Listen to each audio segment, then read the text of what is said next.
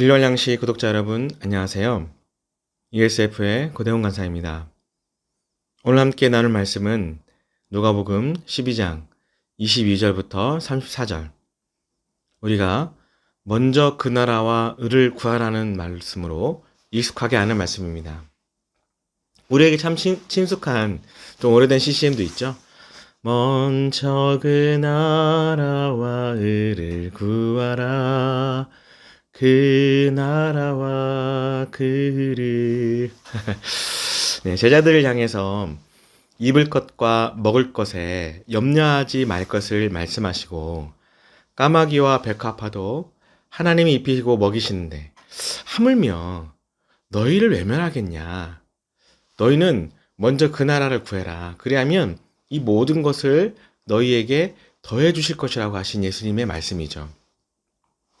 저 역시도 어려서부터 이 말씀을 익숙히 들어왔습니다. 어쩌면 노래로 더 많이 친숙했을지도 몰라요. 하지만 이 말씀의 의미를 좀 더 진지하게 고민해 본 적은 없는 것 같습니다. 말씀의 표면에 나타난 그대로 하나님 나라를 구하는 것, 예배를 드리고 말씀을 공부하고 다른 사람을 전도하는 것이, 다른 사람을 위해 희생하는 것이 먼저 그 나라를 구하는 것이라고 생각했고, 또 이런 삶을 살아가는 사람에게 하나님은 삶의 모든 것을 다 채워주신다고 믿으면서 살았습니다. 그래서 참 감사한 것은요, 저는 이런 방식으로 먼저 하나님 나라를 구하고 살아왔는데, 우리 하나님이 참 저를 긍휼히 여기셔서 지금까지 많은 것을 채워주시는 삶을 실제로 경험하며 살아왔다는 겁니다. 참 감사하죠. 말씀을 따라 살아가는 사람에게 하나님은 외면하지 않으시는 분이라는 것을 참 삶으로 많이 경험하며 살아왔습니다. 저는 오늘 이 말씀을 묵상하면서 한 가지를 더 발견하게 됩니다. 그것은 바로 하나님이 먼저 그 나라를 구할 것을 말씀하시고 바로 이어서 한 가지 명령을 더 하신다는 거예요. 그러면 먼저 그 나라를 구하는 말씀에 이어서 나오는 명령이 뭘까? 말씀을 보니까 너희 소유를 팔아 구제하여 낡아지지 아니하는 배낭을 만들라라는 명령입니다.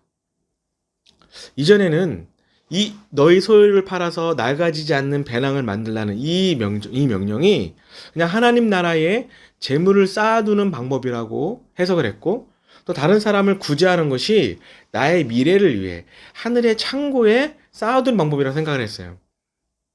그런데 오늘 먼저 그 나라를 구하라는 말씀과 함께 이어지는 명령으로 나오는 것을 보고, 먼저 그 나라를 구하는 것이 무엇인가를 다시 한번 생각해 보게 되었습니다. 하나님이 말씀하시는 먼저 그 나라를 구하는 방법은 뭘까? 그것은 바로 내가 가진 것을 팔아서 다른 사람을 구제하는 것. 이 말은 내가 가진 잉여의 것을 가지고 선심 쓰듯이 동정하듯이 나누는 게 아니라 내가 가진 소유, 그러니까 나눠야 되기 위해서는 내 손해를 감수해야 되는 행동을 하는 것이 진정한 구제라는 거죠.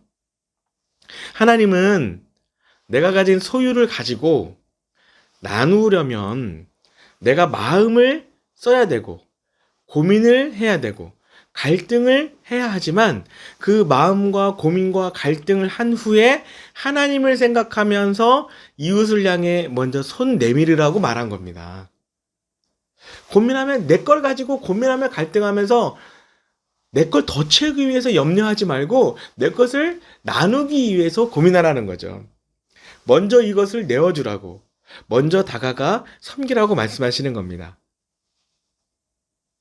다만 너희는 그의 나라를 구해라. 이것은 신앙에 관련된 행위만을 강조하는 것이 아니라 내가 일상생활에서 얼마나 다른 사람을 위해 내 마음을 쓰고 내 시간을 쓰고 내 재물을 쓰고 있는지를 돌아보고, 그 나라를 구하는 것은 곧 내 소유를 팔아 구제하는 것이라는 것을 말씀해주고 있다는 것이죠. 사랑하는 일월양식 구독자 여러분, 오늘 내가 가진 소유를 팔아서 내가 가진 시간과 어쩌면 조금 넉넉한 나의 마음과 어쩌면 조금 더 가지고 있는 내 물질로 다른 사람을 한번 돌아보는 것, 다른 사람을 한번 찾아가 보는 것. 바로 이것이 하나님 나라를 구하는 삶인 겁니다. 사랑하는 여러분의 오늘 하루가 하나님 나라를 조금씩 만들어가는 분들이 되기를 간절히 소망합니다.